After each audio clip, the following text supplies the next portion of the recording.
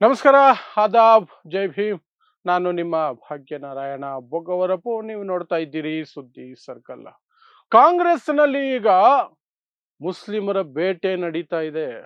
ಹೇಳ್ದಂಗೆ ಕೇಳ್ಕೊಂಡು ಬಿದ್ದಿರೋದು ಬಿಟ್ಟು ನೀವು ಧ್ವನಿ ಎತ್ತೀರಾ, ಹಕ್ಕುಗಳನ್ನ ಕೇಳ್ತೀರಾ. ನೀವು ನಿಮಗೆ ಮಾಡ್ತೀವಿ ಇರಿ ಅಂತ ಹೇಳಿ ಒಬ್ಬರ ನಂತರ ಒಬ್ಬರ ರಾಜೀನಾಮೆ ಪಡೆಯೋದು ಅಥವಾ ತೆಗೆದು ಬಿಸಾಕೋದು. ಮುಸ್ಲಿಮರನ್ನ ಹುಡುಕಿ ಹುಡುಕಿ ಬೇಟೆ ಆಡ್ತಿದ್ದಾರೆ ಕಾಂಗ್ರೆಸ್. ಆ ಮೂಲಕ ಕಾಂಗ್ರೆಸ್ ಏನು ಮತ್ತು ಕಾಂಗ್ರೆಸ್ ಮುಸ್ಲಿಂ ಸಮುದಾಯವನ್ನ ಹೇಗೆ ನೋಡುತ್ತೆ, ಹೇಗೆ ಟ್ರೀಟ್ ಮಾಡುತ್ತೆ ಅನ್ನೋದನ್ನ ಬಹಿರಂಗಗೊಳಿಸ್ಕೊಳ್ತಾ ಇದೆ. ಮುಂದಿನ ದಿನಗಳಲ್ಲಿ ಅನುಭವಿಸುತ್ತೆ ಸಹ. ಸೊ ಏನೆಲ್ಲ ಘಟನೆಗಳು ನಡೀತಾ ಇದೆ ನಿಮಗೆಲ್ಲ ಅಪ್ಡೇಟ್ ಇರುತ್ತೆ. ಆದರೂ ಸಹ ನಾನು ಒಂದ್ಸಲ ಹೇಳುವಂತಹ ಪ್ರಯತ್ನವನ್ನು ಮಾಡ್ತೀನಿ. ದಾವಣಗೆರೆ ದಕ್ಷಿಣ ವಿಧಾನಸಭಾ ಕ್ಷೇತ್ರಕ್ಕೆ ಉಪಚುನಾವಣೆ ಬಂತು. ಯಾಕೆಂದ್ರೆ ಶಾಮನೂರು ಶಿವಶಂಕರಪ್ಪನವರು ನಿಧನರಾಗಿದ್ದಕ್ಕೆ ಅಲ್ಲಿಂದ ಶುರುವಾಯಿತು ನೋಡಿ. ಮುಸ್ಲಿಂ ಬಾಹುಳ್ಯದ ಆ ಕ್ಷೇತ್ರದಲ್ಲಿ ಸುಮಾರು 80-85 ಸಾವಿರ ಮುಸ್ಲಿಂ ಮತದಾರರು ಇದ್ದಾರೆ. ಹಾಗಾಗಿ ಟಿಕೆಟ್ ಅನ್ನ ಮುಸ್ಲಿಮರಿಗೆ ಕೊಡೋದು ಒಳ್ಳೆಯದು, ಮುಸ್ಲಿಮರಿಗೆ ಕೊಡಿ. ಇಂಥ ಕ್ಷೇತ್ರದಲ್ಲೇ ಮುಸ್ಲಿಮರಿಗೆ ಕೊಟ್ಟಿಲ್ಲ ಅಂದ್ರೆ ಬೇರೆ ಯಾವ ಕ್ಷೇತ್ರದಲ್ಲಿ ಕೊಡ್ತೀರಿ? ಕೊಡಲ್ಲ ತಾನೆ. ಇದನ್ನ ಕೊಡಿ ನಮಗೆ ಅಂತ ಮುಸ್ಲಿಮರು ಕೇಳೋದಕ್ಕೆ ಶುರು ಮಾಡಿದ್ರು. ಅದರ ಜೊತೆಗೆ ಅವರು ಕೊಟ್ಟಂತಹ ಕಾರಣನೂ ಒಂದಿತ್ತು. ಶಾಮನೂರು ಶಿವಶಂಕರಪ್ಪನವರ ಹಿರಿತನದ ಕಾರಣಕ್ಕಾಗಿ ನಾವು ಅವರನ್ನು ಬೆಂಬಲಿಸ್ಕೊಂಡು ಬಂದಿದ್ದೀವಿ. ಅವರು ಬದುಕಿದ್ದಾಗಿ ಹೇಳ್ಕೊಂಡು ಬರ್ತಾನೆ ಇದ್ರು, ನನ್ನ ನಂತರ ಅಥವಾ ಮುಂದಿನ ದಿನಗಳಲ್ಲಿ ಈ ಕ್ಷೇತ್ರದನ್ನ ಕಾಂಗ್ರೆಸ್ ಕಾಂಗ್ರೆಸ್ ಅಭ್ಯರ್ಥಿಯಾಗಿ ಮುಸ್ಲಿಮರಿಗೆ ಬಿಟ್ಟು ಕೊಡ್ತೀನಿ ಅಂತ. ಸೊ ಅವ್ರ ಮಾತಿಗಾದ್ರೂ ಬೆಲೆ ಕೊಡಿ ಅಂತ. ಬಟ್ ಇಲ್ಲ, ಶಾಮನೂರು ಶಿವಶಂಕರಪ್ಪನವರ ಕುಟುಂಬ, ಮಗ ಎಸ್ ಮಲ್ಲಿಕಾರ್ಜುನ್, ಸೊಸೆ ಪ್ರಭಾ ಮಲ್ಲಿಕಾರ್ಜುನ್, ಅವ್ರೇನೇನು ರಾಜಕೀಯದಲ್ಲಿ ಇಲ್ಲ, ನಾವೇನು ಇಲ್ವಲ್ಲ, ನಮ್ಮ ಮನೆಗೆ ಒಂದೇ ಇದ್ದಿದ್ದು, ಕೊಡಿ, ನಮ್ಮ ಅಪ್ಪ ತೀರೋದ್ರಲ್ಲ, ನನ್ನ ಮಗನ ಕೊಡಿ ಅಂತ ಕೇಳಿದ್ರು. ಅಂದ್ರೆ ಇಲ್ಲ, S Mallikarjun MLA plus minister Karnataka ಸರ್ಕಾರದಲ್ಲಿ, ಪ್ರಭಾ ಮಲ್ಲಿಕಾರ್ಜುನ್ ಸಂಸದೆ. ಅವ್ರ ಮನೆಯಲ್ಲಿ ಆಲ್ರೆಡಿ ಇಬ್ರು ಇದ್ರು ಸಹ ಮೂರನೇದು ನಮಗೆ ಬೇಕು, ನಮ್ಮದು ದಾವಣಗೆರೆ, ನಮ್ಮದು, ನಮ್ಮ ಆಸ್ತಿ, ನಮ್ಮ ಪೂರ್ವಜರ ಆಸ್ತಿ, ಇದು ನಮಗೆ ಬೇಕು ಅಂತ ಪಟ್ಟು ಹಿಡಿದು ಅವ್ರು ಕೂತ್ಕೊಂಡ್ರು. ಅವರ ಒತ್ತಡಕ್ಕೆ ಮಣಿಲೇಬೇಕಾಯಿತು ಸಿದ್ದರಾಮಯ್ಯ, ಸೋಕಾಲ್ಡ್ ಜಾತ್ಯತೀತ ನಾಯಕ, ಅಹಿಂದ ನಾಯಕ, ಸಮಾಜವಾದಿ ನಾಯಕ.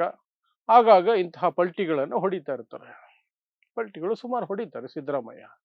ಇಲ್ಲಿಯೂ ಸಹ ಅವರ ಒತ್ತಡಕ್ಕೆ ಮಣಿದು ಅವರ ಕುಟುಂಬಕ್ಕೆ ಟಿಕೆಟ್ ಅನ್ನೋದಕ್ಕೆ ಒಪ್ಕೊಂಡ್ರು. ಹೈಕಮಾಂಡ್ ನಿಂದ ಸುರ್ಜೇವಾಲಾ ಅನ್ನುವಂತಹ 4 ಪೈಸೆಗೆ ಲಾಯಕ್ಕಿಲ್ಲದ ಒಬ್ಬ ವ್ಯಕ್ತಿಯನ್ನ ಆಗಾಗ ಕರ್ನಾಟಕಕ್ಕೆ ಕಳಿಸ್ತಿರ್ತಾರೆ. ಸುರ್ಜೇವಾಲಾ ಕೈಯಲ್ಲಿ ಒಂದೇ ಒಂದು MLA ಸೀಟ್ ಅಲ್ಲ, ಒಂದು ಕಾರ್ಪೊರೇಟರ್ ಗೆಲ್ಲಿಸ್ಕೊಡೋ ಶಕ್ತಿನೂ ಇಲ್ಲ. ಅದು ಯಾವ ಕಾರಣಕ್ಕೆ ಆ ವ್ಯಕ್ತಿಯನ್ನ ಕಾಂಗ್ರೆಸ್ ಅಲ್ಲಿ ಇಟ್ಕೊಂಡಿದ್ದಾರೋ, ಅದು ಹೈಕಮಾಂಡ್ ಲೆವೆಲ್ ಅಲ್ಲಿ ಇಟ್ಕೊಂಡಿದ್ದಾರೋ ಆ ಕಾಂಗ್ರೆಸ್ಸೇ ಹೇಳ್ಬೇಕಷ್ಟೇ. ಏನಕ್ಕೂ ಲಾಯಕ್ಕಿಲ್ಲದ ನಾಲಾಯಕಗಳ ಪಟ್ಟಿಯನ್ನು ಪ್ರಿಪೇರ್ ಮಾಡಿದ್ರೆ ನೀವು ಕಾಂಗ್ರೆಸ್ನಲ್ಲಿ 2 ಹೆಸರುಗಳನ್ನ ನಾನು ಟಾಪಲ್ಲಿ ಹಾಕ್ತೀನಿ. ಒಂದು ಸುರ್ಜೇವಾಲಾ, ಇನ್ನೊಂದು KC ವೇಣುಗೋಪಾಲ್. ಇವರಿಬ್ಬರ ಯೋಗ್ಯತೆಗೆ ಒಂದು ಕಾರ್ಪೊರೇಟ್ ಎಲೆಕ್ಷನ್ ಅನ್ನ ಗೆಲ್ಲಿಸ್ಕೊಡೋ ಸಾಧ್ಯತೆ ಇಲ್ಲ ಅವ್ರಿಗೆ. ಆದರೂ ಅವರು ಗಾಂಧಿ ಕುಟುಂಬಕ್ಕೆ ಕ್ಲೋಸ್ ಅನ್ನೋ ಒಂದೇ ಕಾರಣಕ್ಕೆ ಕಾಂಗ್ರೆಸ್ನಲ್ಲಿ ಹೈಕಮಾಂಡ್, ಅವರು ಏನ್ ಕಮಾಂಡು, ಹೈಕಮಾಂಡು.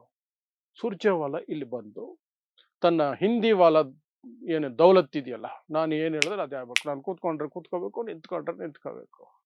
ಈ ಮುಸ್ಲಿಂ ನಾಯಕರೆಲ್ಲ ಹೋಗಿ ಸಮೀರ್ ಅಹಮದ್ ಖಾನ್ಗೆ ಭೇಟಿಯಾಗಿ ಮುಸ್ಲಿಮರಿಗೆ ಟಿಕೆಟ್ ಅಂತ ಪಟ್ಟು ಹಿಡೀರಿ, ನೀವು ಮುಸ್ಲಿಮರಲ್ಲಿ ಗಟ್ಟಿಯಾಗಿ ಕೇಳ್ತಿದ್ದಾರೆ ಅಂತ. ಸಮೀರ್ ಅಹಮದ್ ಖಾನ್ ಗಟ್ಟಿಯಾಗಿ ಪಟ್ಟು ಹಿಡಿದು ಕೂತ್ಕೊಂಡ್ರು. ಅದು ಸುರ್ಜೇವಾಲಾಗೆ BP ರೈಸ್ ಮಾಡಿಸ್ಬಿಡ್ತು. ಇಷ್ಟೆಲ್ಲ ಆಗ್ತಿರೋದು ಸುರ್ಜೇವಾಲಾ ಕಾರಣಕ್ಕೇನೆ. ಸುರ್ಜೇವಾಲಾಗೆ ಏನು ಅಂದ್ರೆ, ಇವರು ಸೌತ್ ಇಂಡಿಯನ್ಸ್, ನಾನು ನಾರ್ತ್ ಇಂಡಿಯನ್, ನಾನು ಹಿಂದಿ ವಾಲ. ನಾನು ಹೋಗಿ ಹೇಳಿದ ಮೇಲೆ ಯಾರು ಚಕಾರ ಎತ್ತದೆ ಜಿ ಹುಜೂರ್ ಅನ್ಬೇಕಾಗಿತ್ತು, ಹೇಳಲಿಲ್ಲ ಅವರು. ಅದು ಸುರ್ಜೇವಾಲಾಗೆ BP ರೈಸ್ ಆಗ್ಬಿಟ್ಟು ಇಷ್ಟೆಲ್ಲ ರದ್ದಂತ ಮಾಡ್ತಿರೋದು. ಮತ್ತು ಸುರ್ಜೇವಾಲಾಗೆ ಶರಣಾಗಿರೋದು ಸಿದ್ದರಾಮಯ್ಯ, CM ಸಿದ್ದರಾಮಯ್ಯ, ಸಮಾಜವಾದಿ ಸಿದ್ದರಾಮಯ್ಯ, ಜಾತ್ಯತೀತ ನಾಯಕ ಸಿದ್ದರಾಮಯ್ಯ, ಅಹಿಂದ ನಾಯಕ ಸಿದ್ದರಾಮಯ್ಯ.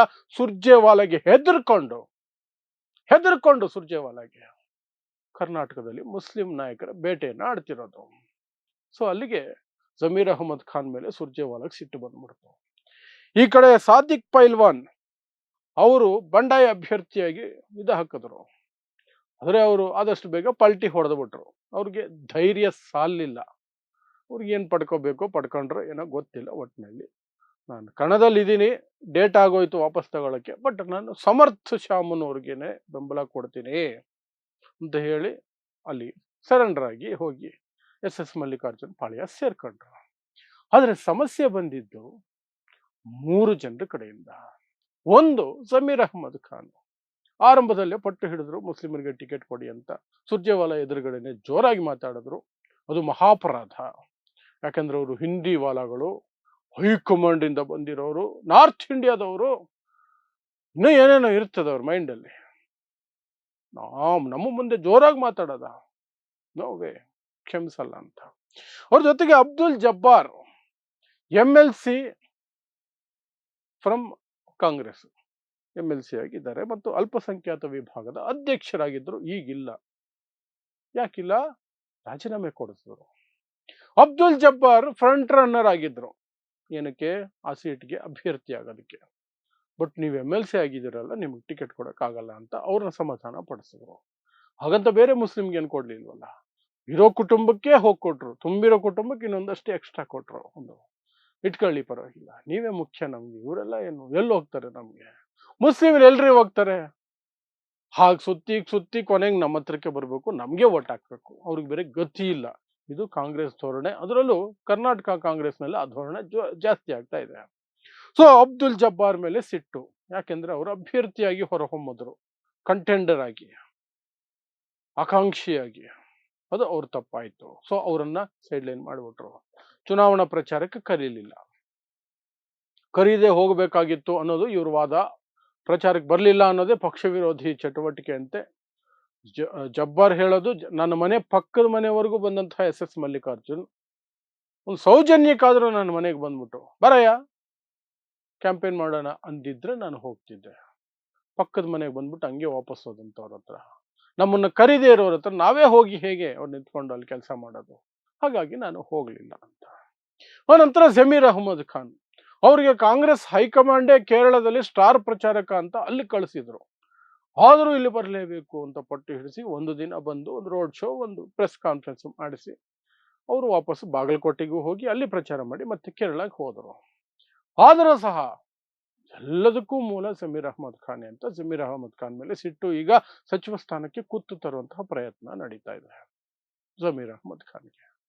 ಇನ್ನಿದೆಲ್ಲ ಗ್ಯಾಪಲ್ಲಿ ಪಾಪ ಈ ನಜೀರ್ ಅಹ್ಮದ್ ಅಂತ ಸಿದ್ದರಾಮಯ್ಯನವರ ರಾಜಕೀಯ ಕಾರ್ಯದರ್ಶಿ, ಅವರನ್ನು ಸಹ ಕೆಲಸದಿಂದ ತೆಗೆದುಹಾಕಿದ್ದಾರೆ. ರಿಲೀವ್ ಮಾಡಿದೀವಿ ಅಂತ ಒಂದು ಸೌಜನ್ಯ ಭರಿತವಾದ ಪದಗಳಲ್ಲಿ ಹೇಳೋದು. ಅವರನ್ನ ಕರ್ತವ್ಯದಿಂದ ಬಿಡುಗಡೆಗೊಳಿಸಿದೀವಿ ಅಂತ. ಅದರ ಹೆಸರು ಕಿತ್ತು ಬಿಸಾಕಿದೀವಿ ಅಂತ. ಕಿತ್ತು ಬಿಸಾಕಿದೀವಿ. ಏನು? ದಾವಣಗೆರೆ ವಿಚಾರದಲ್ಲಿ ಇವರು ಸಹ ಪಕ್ಷದ ನಿಲುವಿಗೆ ಸರಿಯಾಗಿ ಸ್ಪಂದಿಸಲಿಲ್ಲ. ಎಲ್ರೂ ಏನು ಅಂದ್ರೆ, ಇದರ ಅರ್ಥ ಏನು? ಇವರೆಲ್ಲರ ಮೇಲೆ ಆಗಿರೋ ಕ್ರಮಗಳನ್ನ ಗಮನಿಸಿದ್ರೆ ಇನ್ನು ಮುಂದೆ ಯಾರ್ಯಾರ ಮೇಲೆ ಆಗುತ್ತೋ ಗೊತ್ತಿಲ್ಲ. ಅದರ ಅರ್ಥ ಇಷ್ಟೇ, ಕಾಂಗ್ರೆಸ್ ಹೇಳದಂಗೆ ಕೇಳ್ಕೊಂಡು ಬಿದ್ದಿರೋದು, ಗುಲಾಮರ ರೀತಿ ವರ್ತಿಸೋದು ಮುಸ್ಲಿಮರಿಗೆ ಫಸ್ಟ್ ಕಂಡೀಷನ್ ಮತ್ತು ಬೆಸ್ಟ್ ಕಂಡೀಷನ್ ಮತ್ತೆ ಇಂಪಾರ್ಟೆಂಟ್ ಕಂಡೀಷನ್ ಕಾಂಗ್ರೆಸ್ ಅಲ್ಲಿ. ಅದನ್ನ ಮೀರಿದಿರಿ ನೀವು, ಹಾಗಾಗಿ ಅನುಭವಿಸ್ರಿ. ನೀವು ಮೀರಿದಿರಿ ಅದನ್ನ ಕಂಡೀಷನ್ ಅನ್ನ.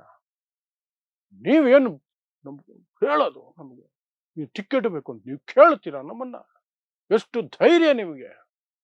ಆ ರೀತಿಯಾಗಿ ಮಾಡಿರೋದು. ಆ ರೀತಿಯಾಗಿ ಹುಡುಕಿ ಬೇಟೆ ಆಡ್ತಾರೆ. ಹುಡುಕಿ ಈ ಸೈಕಲ್ ಗ್ಯಾಪ್ ಅಲ್ಲಿ ಮೀರ್ ಸಾದಿಕ್ಕಿಗಳ ತರ ಒಂದಷ್ಟು ಜನ ಇರ್ತಾರಲ್ಲ.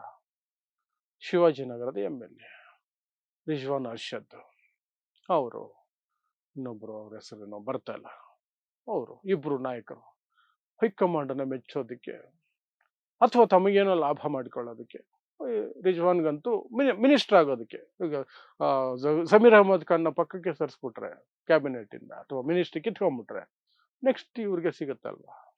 ಆ ಕಾರಣಕ್ಕೆ ಇವ್ರ ವಿರುದ್ಧ ಅವ್ರ ಪ್ರೆಸ್ ಕಾನ್ಫರೆನ್ಸ್ ಅಲ್ಲಿ, ಪಾರ್ಟಿ ಆಫೀಸಲ್ಲಿ ಕೂತ್ಕೊಂಡು ಪ್ರೆಸ್ ಕಾನ್ಫರೆನ್ಸ್, ಪಾರ್ಟಿಯ ಒಳ ಜಗಳವನ್ನ ಪಾರ್ಟಿ ಆಫೀಸಲ್ಲಿ ಕೂತ್ಕೊಂಡು ಪ್ರೆಸ್ ಕಾನ್ಫರೆನ್ಸ್. ಅದಕ್ಕೆ ಅವಕಾಶನೂ ಸಿಗುತ್ತೆ, ಯಾವ ಕ್ರಮನೂ ಇಲ್ಲ ಅದಕ್ಕೆ, ಯಾವ ಕ್ರಮನೂ ಇಲ್ಲ. ಸೊ ಅಲ್ಲೇ ಕೂತ್ಕೊಂಡು ಪ್ರೆಸ್ ಕಾನ್ಫರೆನ್ಸ್ ಮಾಡಿ ಹೆಸರುಗಳನ್ನು ಹೇಳದೆ ಇವರೆಲ್ಲರನ್ನೂ ಟಾರ್ಗೆಟ್. ಜಬ್ಬಾರ್ನ target, Zameer Ahmed target. So ಅವ್ರಿಗೇನೋ ಒಂದು ಖುಷಿ, ಸಮುದಾಯ ಹಾಳಾಗೋದ್ರೇನು, ಸಮುದಾಯದ ಒಗ್ಗಟ್ಟು ಹಾಳಾಗೋದ್ರೇನು, ನನಗೆ ಮಿನಿಸ್ಟ್ರಿ ಸಿಕ್ಕರೆ ಸಾಕು, ನನಗೆ ಒಳ್ಳೇದಾದ್ರೆ ಸಾಕು, ಬೇರೆ ಯಾವನು ಹೆಂಗೆ ಎಕ್ಕುಟ್ಟೋದ್ರೆ ನನಗೇನು. ಎಲೆಕ್ಷನ್ ಟೈಮಲ್ಲಿ ಮಾತ್ರ ಸಮುದಾಯಕ್ಕೋಸ್ಕರ ನಾನು ಇರೋದು, ನಾನೇ ಸಮುದಾಯ, ನನ್ನಿಂದ ಸಮುದಾಯ ಅಂತ ಕಥೆಗಳು ಕಟ್ಟಿ ಸಮುದಾಯದಿಂದ ಓಟ್ ಹಾಕ್ಸ್ಕೊಂಬಿಡೋದು. ಇಂತಹ ಸಂದರ್ಭದಲ್ಲಿ ಇವರು ಪಟ್ಟು ಹಿಡಿಬೇಕಾಗಿತ್ತು. ಆಕ್ಚುಲಿ ಯಾಕ್ರಿ ಕೊಡಲ್ಲ ಮುಸ್ಲಿಮರಿಗೆ ಟಿಕೆಟ್ ನೀವು? ಈ ಕ್ಷೇತ್ರದಲ್ಲೇ ಕೊಡಲ್ಲ ಅಂದ್ಮೇಲೆ ಇನ್ಯಾವ ಕ್ಷೇತ್ರದಲ್ಲಿ ಕೊಡ್ತೀವಿ? 35-40% ಮುಸ್ಲಿಮರು ಓಟ್ ಇರುವಂತಹ ಕ್ಷೇತ್ರದಲ್ಲೇ ಕೊಡಲ್ಲ ಅಂತಿರಲ್ಲ, ಅದು ಯಾಕೆ ಕೊಡಲ್ಲ ನೋಡೇ ಬಿಡ್ತೀವಿ ಅಂತ ಇವರು ಪಟ್ಟು ಹಿಡಿಬೇಕಾಗಿತ್ತು. ಹಂಗಲ್ಲ, ಟಿಕೆಟ್ ಕೇಳಿದ್ದೆ ತಪ್ಪು ಅಂತ. ಸಲೀಂ ಅಹ್ಮದ್, ಇನ್ನೊಬ್ಬ ಹೆಸರು ಮರ್ತದನ್ನಲ್ಲ, ಆ ಪುಣ್ಯಾತ್ಮ ಕಾಂಗ್ರೆಸ್ ಮುಸ್ಲಿಮರಿಗೆ ಮಾಡಿರೋದೇ ಜಾಸ್ತಿ, ಇದಕ್ಕಿಂತ ಏನ್ರಿ ಮಾಡಬೇಕು ಅಂತ. ನಾನು ಹಂಗೆ ಒಂದು ಕ್ಷಣ ದಂಗಾಗೋದೆ. ಓಕೆ, ನಾನೆಲ್ಲೋ ಕೋಮಾಗಿಮಾಗಿ ಹೋಗಿದ್ನೇನೋ ಸುಮಾರು ವರ್ಷ, ಒಂದ್ಸಲ ನೋಡೋಣ ಪಾಪ ಮುಸ್ಲಿಮರಿಗೆ ಕಾಂಗ್ರೆಸ್ ಏನೇನೋ ಮಾಡ್ಬಿಟ್ಟಿದೆ ಅಂತೆ. ಎಲ್ಲ ಏನು ಹೆಲಿಕಾಪ್ಟರ್ಲ್ಲಿ ಓಡಾಡ್ತಿದ್ದಾರೆ ಮುಸ್ಲಿಮರು, ಮುಸ್ಲಿಮರಲ್ಲಿ ಬಡತನ ಪೂರ್ತಿ ನಿರ್ಮೂಲನೆ ಆಗ್ಬಿಟ್ಟಿದೆ, ಮುಸ್ಲಿಮರಲ್ಲಿ ಯಾವ ಸಮಸ್ಯೆನೂ ಉಳ್ಕೊಂಡಿಲ್ಲ, ಅವ್ರಿಗೆಲ್ಲ ಕೊಟ್ಬಿಟ್ಟಿದೆ, ನಾನೇ ಕೋಮಾಗಿ ಹೋಗ್ಬಿಟ್ಟಿದ್ದೀನಿ ಒಂದು 20-30 ವರ್ಷ ಅಂತ. ನೋಡಿದ್ರೆ ಏನಿಲ್ಲ, ಅಂಥದ್ದೇನು ನಡೆದಿರ್ಲಿಲ್ಲ. ಅದೇ ಪಾಪ ಮುಸ್ಲಿಮರು ಅದೇ ಜಾಗದಲ್ಲಿದ್ದಾರೆ, ಅದೇ ಸ್ಥಿತಿಯಲ್ಲಿದ್ದಾರೆ, ಅದೇ ಪರಿಸ್ಥಿತಿಯಲ್ಲಿದ್ದಾರೆ. ಬಟ್ ಕಾಂಗ್ರೆಸ್ ಎಲ್ಲ ಮಾಡ್ಬಿಟ್ಟಿದೆ, ಇದಕ್ಕಿಂತ ಇನ್ನೇನು ಮಾಡಕ್ಕೆ ಉಳಿದೇ ಇಲ್ಲ ಭೂಮಿ ಮೇಲೆ ಅಂತ ಆ ಬಕೆಟ್ ಗಿರಾಕಿ. ನೋಡಿ, ಸಮುದಾಯದಲ್ಲೇ ಎಂತೆಂಥ ಮೀರ್ ಸಾದಿಕ್ಗಳು ಇರ್ತಾರೆ ಅನ್ನೋದಕ್ಕೆ ಇವರೆಲ್ಲ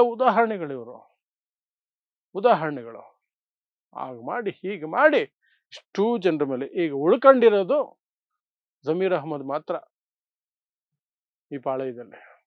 ಆ ಜಮೀರ್ ಅಹ್ಮದ್ ಮೇಲೆ ಏನು ಕ್ರಮ ಆಗುತ್ತೋ ಗೊತ್ತಿಲ್ಲ, ಸಂಪುಟ ಪುನರ್ರಚನೆ ಸಂದರ್ಭದಲ್ಲಿ ಕೊಡ್ತಾರ ಗೊತ್ತಿಲ್ಲ. ಅಷ್ಟು ಧೈರ್ಯ ಕಾಂಗ್ರೆಸ್ಗೆ ಇಲ್ಲ ಅಂತ ಅನ್ಕೊಳ್ತೀನಿ.